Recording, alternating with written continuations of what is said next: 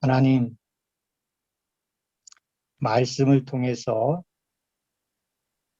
우리 가운데 함께 하시는 그 하나님이 이 시간 말씀을 또한 풀어갈 적에 성령님, 옥토밭에 뿌려지는 생명의 말씀으로서 역사해 주시옵길 원합니다. 잘 하나님의 말씀을 주님 안에서 듣고 깨닫고 결실하는 그런 하나님의 능력이 이 시간 말씀을 듣고 엎드리는 이 시간 한 사람 한 사람의 마음들을 만져주시옵고 주께서 친히 가르쳐 주시옵기를 원합니다. 예수님의 이름으로 기도하옵나이다. 아멘. 예수님은 하나님 나라를 말씀하시며 병자들을 고쳐주십니다. 날이 저물어 허기진 사람들을 광야에서 오병이어로 먹이셨습니다. 그런 다음에 오늘 읽은 본문에서 너희들은 나를 누구라고 생각하느냐 물으십니다. 예수님이 누구인지를 질문한 것에 대하여 예수님 자신이 하시는 일과 누구인지를 가르쳐 주십니다. 누가복음은 9장까지 10번에 걸쳐 병 고치는 기적과 바다 위를 걸으시는 것, 광야에서 오병이어의 기적을 통하여 자신이 누구인지를 보여주셨습니다.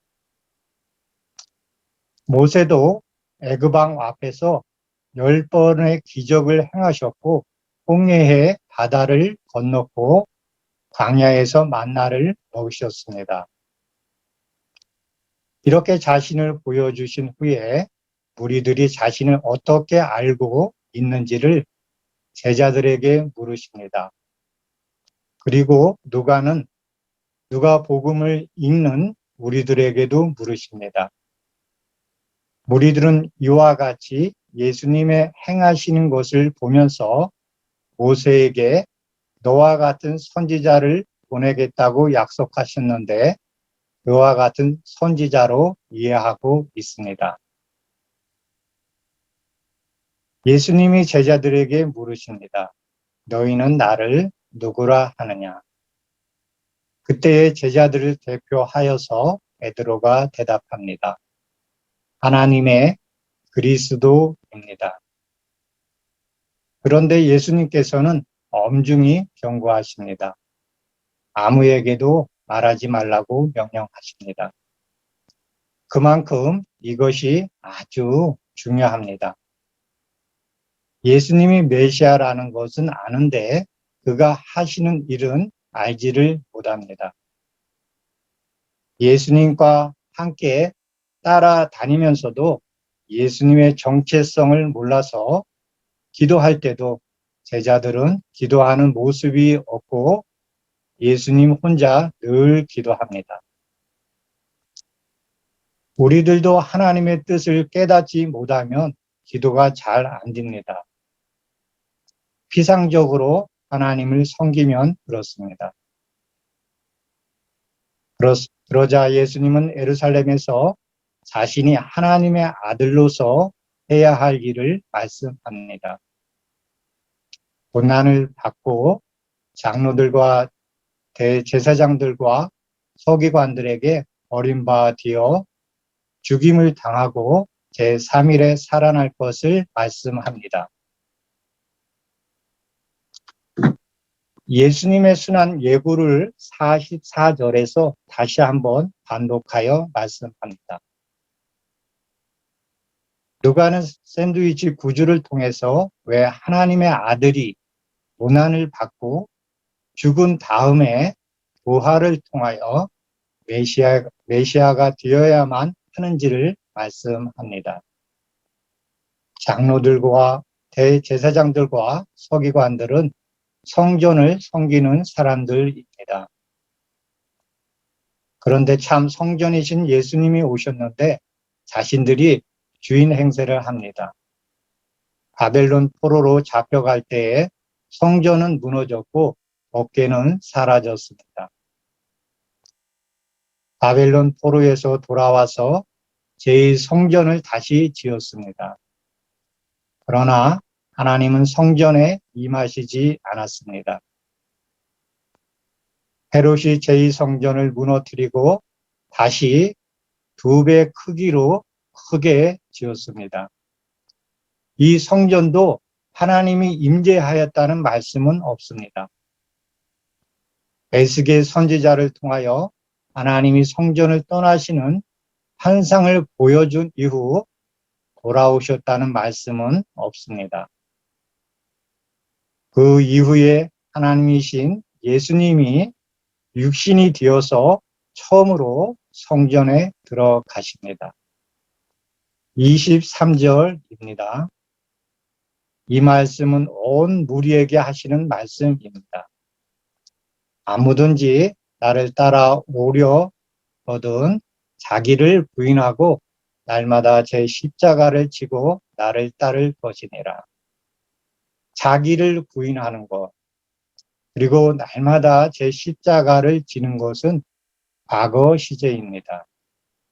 나를 따르라는 말은 현재 시제로 되어 있습니다.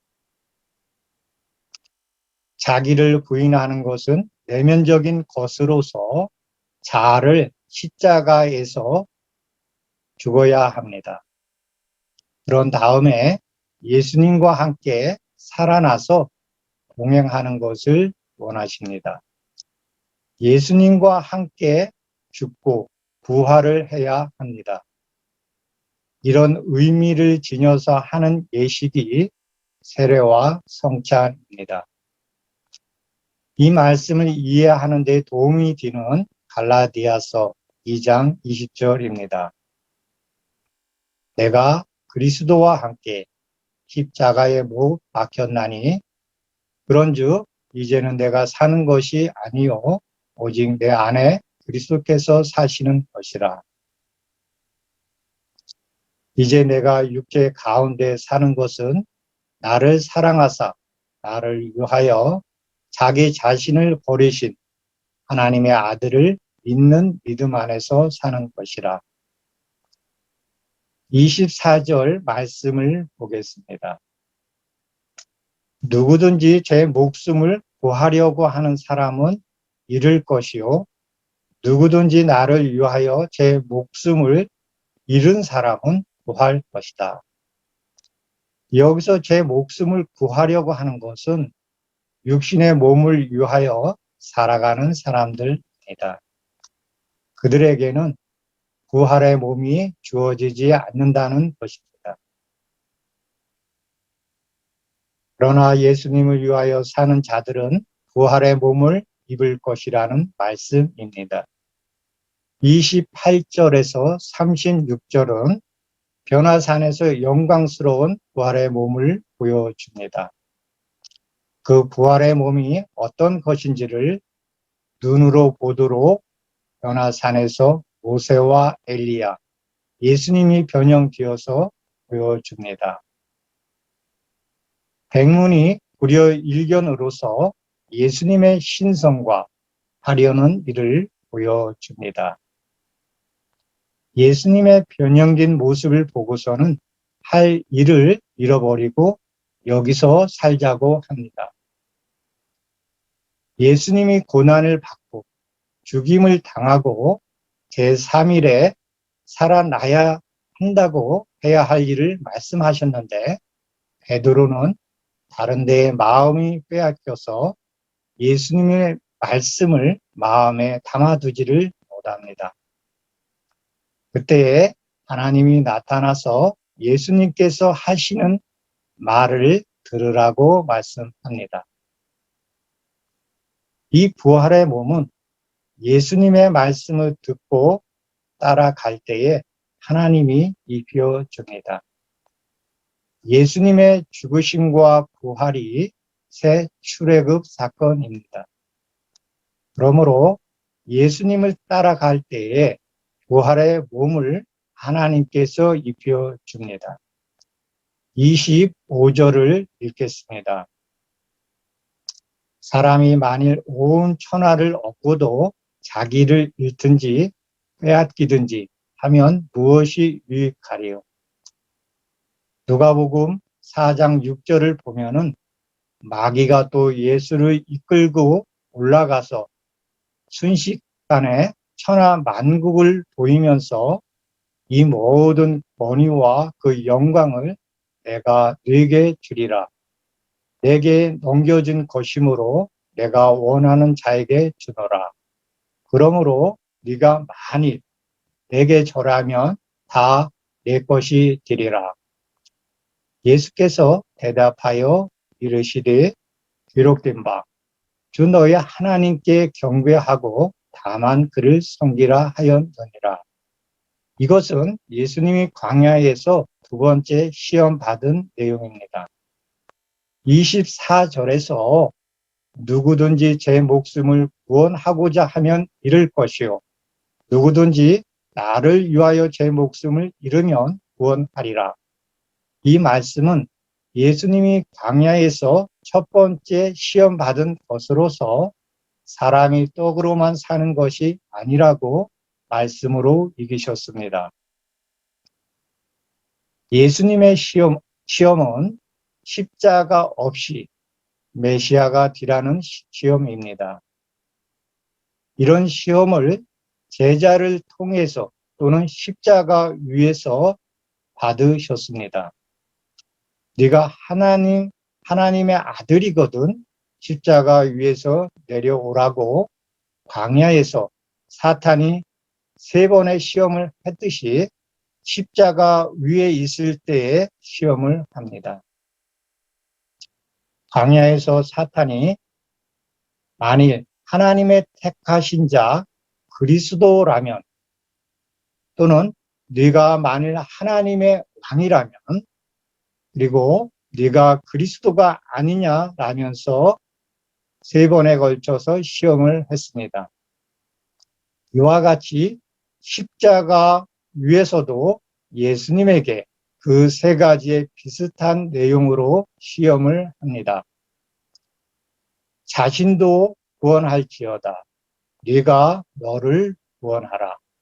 너와 우리를 구원하라 하면서 기적을 베풀어서 내려오라고 유혹을 합니다. 사탄은 고통과 죽음의 길로 가는 예수님을 막는 것이 목표입니다. 예수님이 자신을 구원하려고 내려오시면 세상을 구원하는 사명은 실패합니다. 종교 지도자들과 로마 군인들과 십자가 위에 있는 한편의 강도를 통하여서 시험을 합니다. 예수님을 따르는 자는 예수님이 받으신 시험을 받게 되는데 날마다 말씀으로 순종하는 삶이 되도록 주님과 동행을 해야 합니다. 하나님 없이는 하루도 살 수 없는 삶이 되어야 합니다. 26절입니다. 누구든지 나와 내 말을 부러워하면 인자도 아버지와 거룩한 천사들의 영광으로 올 때에 그 사람을 부끄러워하리라. 부끄러워한다는 것은 장로들과 대제사장들과 서기관들이 예수님을 거부하는 것을 말합니다. 이것을 보여주는 것이 9장 37절에서 48절입니다.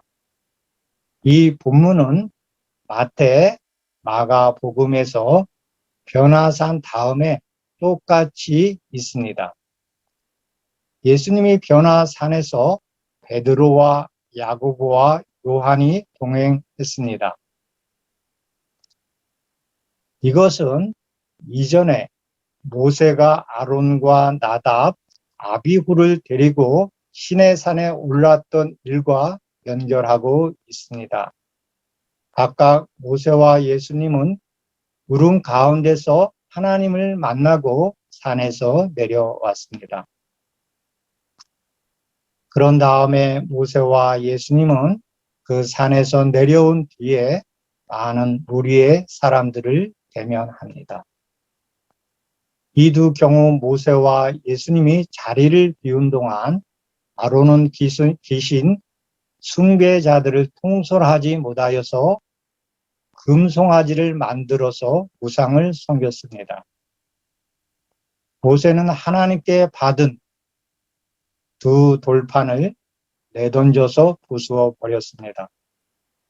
예수님은 믿음이 없고 패역한 세대여 내가 얼마나 너희와 함께 있으며 너에게 참으리요 하면서 엄하게 꾸짖으십니다. 그들은 심히 패역한 세대요 진실이 없는 자녀임이로다라는 말씀은 신명기 32장 20절 말씀입니다. 예수님이 인용하여서 제자들을 책망하고 있는 것입니다. 이렇게 모세와 연상하여 본문을 연결하는 것은 예수님이 죽으시고 부활하시는 것이 새 출애굽이라는 것을 우리에게 말씀합니다. 그러나 제자들이 이것을 이해하지 못하고 있습니다.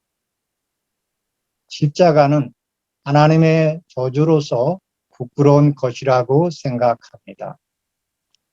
그래서 예수님이 귀신을 내쫓는 일을 보고서 감탄하고 있을 때 예수님이 다시 한번 인자는 사람들의 손에 죽을 것을 말씀합니다. 그러나 제자들은 이 말씀을 깨닫지를 못합니다. 이제 예루살렘에 들어가면은 하나님의 나라가 이루어지는 꿈으로 가득 차 있습니다. 그렇기 때문에 누가 크냐를 가지고 다툽니다. 이 모습은 예수님하고 동행은 하지만 마음은 사탄이 가지고 있는 가치관으로 예수님을 따라 다니고 있는 영적 상태를 보게 됩니다. 제자들의 이런 영적 모습을 보여주는 것이 변화산입니다. 모세와 엘리야 그리고 예수님이 죽으시는 이야기를 하는데 베드로와 함께 있는 자들은 깊은 잠을 자다가 가까스로 일어납니다. 그것을 보여주는 말이 자기가 하는 말을 자기도 알지 못한다고 합니다. 자지 말고 깨어서 모세와 엘리야가 예수님하고 하는 말을 잘 들었어야 했습니다. 그렇다 보니까 37절에서 50절은 제자들이 예수님이 십자가를 향하여 가시는 길을 알지 못해서 부끄러워 거부한다는 문맥을 배치하여서 말씀하고 있습니다. 제자들의 마음속은 사탄이 주고자 하는 온 세상을 얻기 위해서 모든 것을 버리고 예수님을 따르고 있는 것을 보여줍니다. 예수님을 세상의 메시아로 믿으면서 예루살렘으로 가고 있습니다. 이런 모습은 역사 속에서 계속하여 반복되는 하나님의 백성들의 모습입니다. 광야에서 먹는 것 가지고 불순종했고 지금 세대는 물질 때문에 고난의 십자가에 관심이 없습니다. 고난을 통과하는 신앙이 되어야 합니다. 그럴 때에 우리들 안에 있는 우상이 없어집니다. 그래서 제자들이 귀신 들린 아들을 쫓아내지 못하고 제자들이 서로 높아지려고 분쟁하고 있는 것입니다. 귀신을 내쫓는 것을 보고서 우리와 함께 따르지 않는다고 반대하고 있습니다. 그래서 예수님은 이런 제자들의 모습을 보면서 믿음이 없고 패역한 세대여, 내가 얼마나 너희와 함께 있으며 너희에게 참으리오 말씀하시는 것입니다. 여기까지 제자들은 예수님이 하시는 기적을 보아서 메시아라는 것은 믿고 있습니다. 문제는 고난을 받고 죽는 메시아는 믿지 못하는 것입니다. 그래서 성부 하나님께서 변화산에서 한 편의 그림을 보여주면서 예수의 말을 들으라고 말씀합니다. 변화산에서 나오는 그림들이 무엇입니까? 용모가 변화되고 그 옷이 휘어져 광채가 납니다.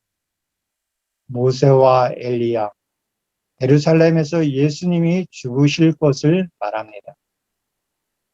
그 와중에 베드로는 깊이 졸다가 온전히 깨어나서 자기가 알지도 못하는 말을 합니다.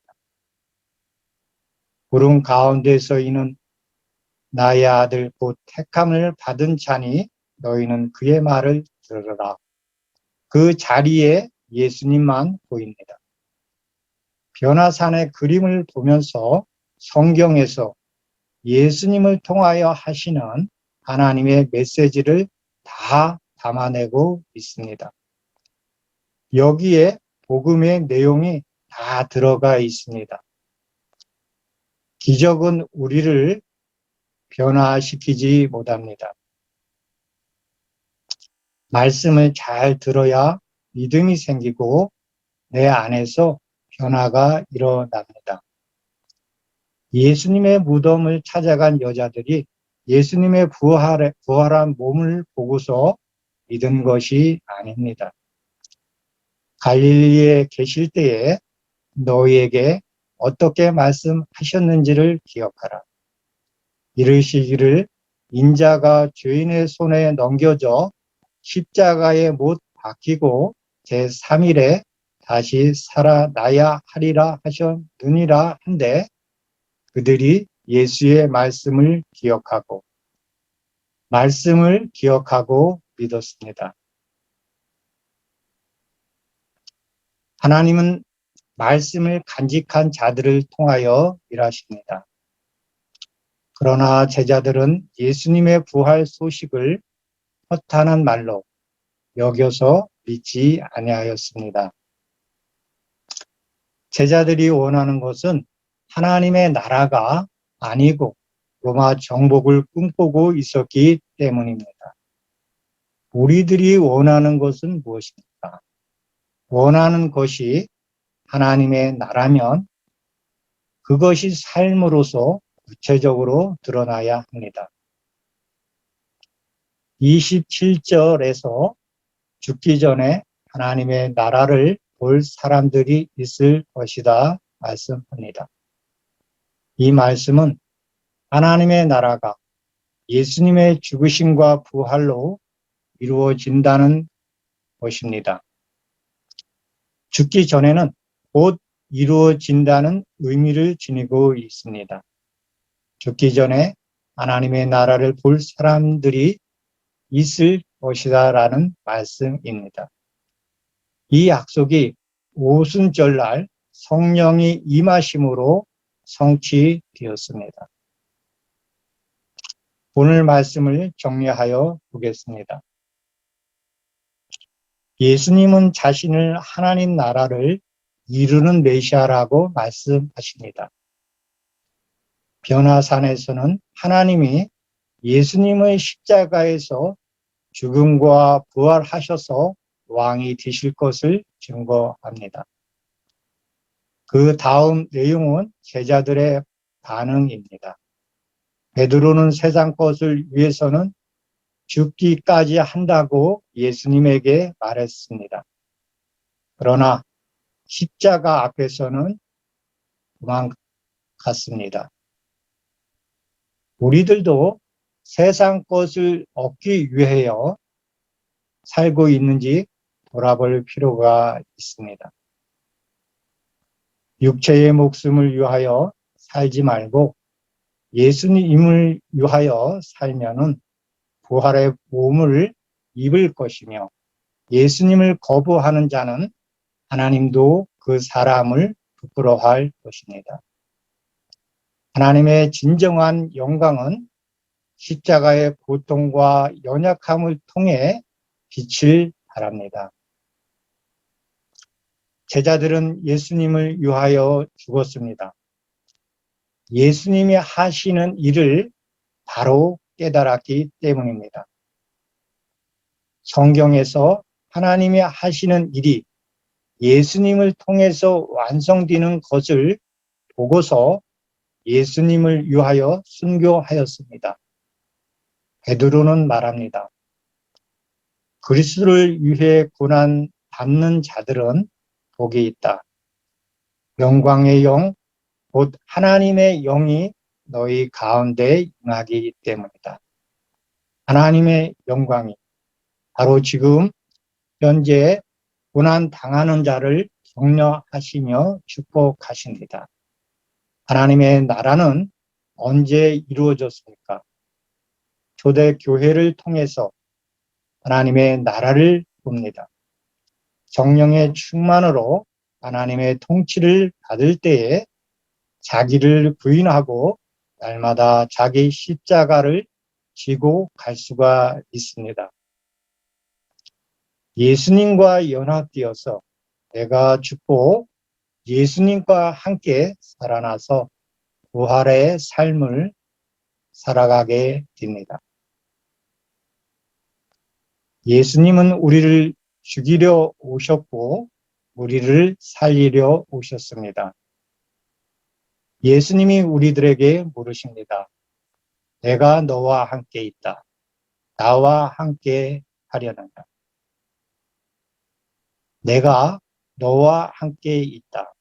나와 함께 하려느냐. 기도하겠습니다. 저희들과 함께 살려고 예수님을 보내셔서 십자가의 길로 걸어가게 하신 하나님. 저희들도 하나님의 통치를 받으면서 하나님의 나라를 이루어 십자가에까지 가는 고난을 통과하는 하나님의 참된 제자가 되게 하여 주옵소서. 우리를 변화시켜 주셔서 주님을 닮아가게 하옵소서. 한 마음으로 연합되어서 하나님 나라가 이루는 믿음의 교회가 이루어지게 하여 주옵소서. 예수님의 이름으로 기도하옵나이다. 아멘.